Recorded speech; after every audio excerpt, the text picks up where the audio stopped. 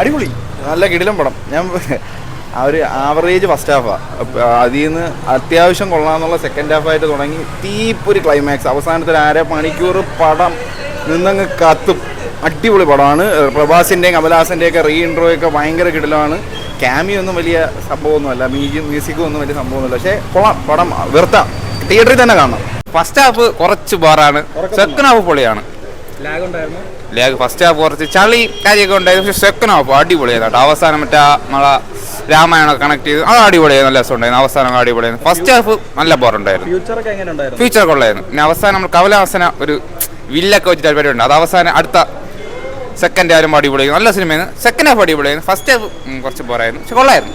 ഒരുപാട് മലയാളം നടിമാരുണ്ട്, പിന്നെ നമ്മളെ ഹെവനിലൊക്കെ അഭിനയിച്ച ഒരുപാട് നടിമാരൊക്കെ ഉണ്ടായിരുന്നു, മലയാള നടിമാർ. കൊള്ളായിരുന്നു, അടിപൊളിയായിരുന്നു. കൊള്ളാം. ഹോളിവുഡ് ലെവൽ സാധനമാണ്, കാണണം. പിന്നെ കുറച്ച് സ്ലോ ആയിട്ട് തോന്നാം, പക്ഷേ അല്ല, ഇത് പാർട്ട് 1 ആണ്, ഇനിയും ഉണ്ട് കാണാം. പിന്നെ സ്പോയിലർ ഇല്ലാതെ എല്ലാവരും കാണാം, സ്പോയിലർ ഇല്ലാതെ കാണാനായിരിക്കും നല്ലത്. വിഷ്വൽസ് ഒക്കെ എങ്ങനെ ഉണ്ടായിരുന്നു? വിഷ്വൽസ് ഒക്കെ സ്റ്റണ്ണിങ് ആണ്. ഇനി തൊട്ട് ഇന്ത്യൻ സിനിമ എന്നറിയപ്പെടും, നല്ലതാണ്. വിഷ്വൽസ് നമ്മൾ VFX അടിപൊളിയാണ്. എനിക്ക് ആകെ ഒരു ഇതായിട്ട് തോന്നിയെന്ന് പറഞ്ഞാൽ അത് അങ്ങനെ അല്ല, അങ്ങനെ ചെയ്യാൻ പറ്റത്തുള്ളൂ. ഈ അശ്വത്ഥാമാവിൻ്റെ യങ്ങർ വർഷം കാണിക്കുന്ന ആണെന്ന് തോന്നുന്നു. ഫൈറ്റ് സീക്വൻസ് ആണ് ഏറ്റവും കൂടുതൽ നന്നായിട്ട് പറയാനുള്ളത്. പിന്നെ ഫസ്റ്റ് ഹാഫ് നമുക്ക് ലാഗ് തോന്നിക്കും, കാരണം ചെറിയായിട്ട് ക്രിഞ്ച് സീൻസും, പിന്നെ തെലുങ്ക് ഓഡിയൻസിന് അവർക്ക് ആ ഒരു ഫാൻ ബേസിനനുസരിച്ചുള്ള അവർ ചെറിയ അൺയൂഷ്വൽ സീൻസൊക്കെ ആഡ് ചെയ്യുന്നുണ്ട്. പക്ഷേ സെക്കൻഡ് ഹാഫോട്ട് വരുമ്പോൾ നമുക്ക് വീണ്ടും സിനിമയിലൂടെ നമ്മൾ തിരിച്ചു വരുമ്പോൾ ഇരിക്കും, നല്ല എൻഗേജിങ് ആയിട്ടൊക്കെ തോന്നിക്കും. മൊത്തത്തിൽ ബാഹുബലിക്ക് ശേഷം പ്രഭാസിന് ഏറ്റവും കൂടുതൽ നല്ല പോസിറ്റീവ് കിട്ടുന്ന പടം കളിക്കായിരിക്കും, നല്ല പടമാണ്. കമലഹാസൻ സെക്കൻഡിലൊക്കെ കഴിയുമ്പോൾ കമലഹാസന് കുറച്ചും കൂടെ ഇമ്പോർട്ടൻ്റ് ഒക്കെ വരും, നല്ല പടമാണ്. ശോഭനയ്ക്ക് നല്ല ഇമ്പോർട്ടൻസ്, ശോഭന അന്നാബനൊക്കെ നല്ല ഇമ്പോർട്ടൻസ് ഒക്കെ ഉള്ള റോളായിരുന്നു. ശോഭന മാമിനെ ഇതുപോലെ ഇത്രയും സൗന്ദര്യം ഗ്ലാമറസ് ആയിട്ട് കണ്ടിട്ടില്ല എന്ന് പറഞ്ഞു.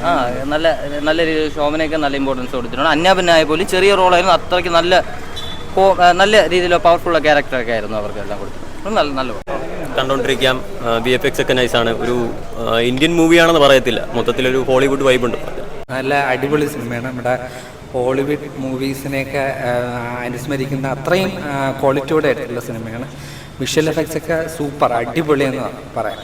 കാരണം ഇതൊരു ഇന്ത്യൻ ഫിലിമാണെന്നും തോന്നത്തില്ല, ഒരു ഹോളിവുഡ് മൂവിയാണെന്ന് എന്ന് തന്നെ തോന്നും. അത്രയും വലിയ സെറ്റും അത്രയും നല്ല വിഷ്വൽ എഫക്ട്സും എല്ലാം ഉണ്ട്, അടിപൊളിയാണ്, സൂപ്പർ.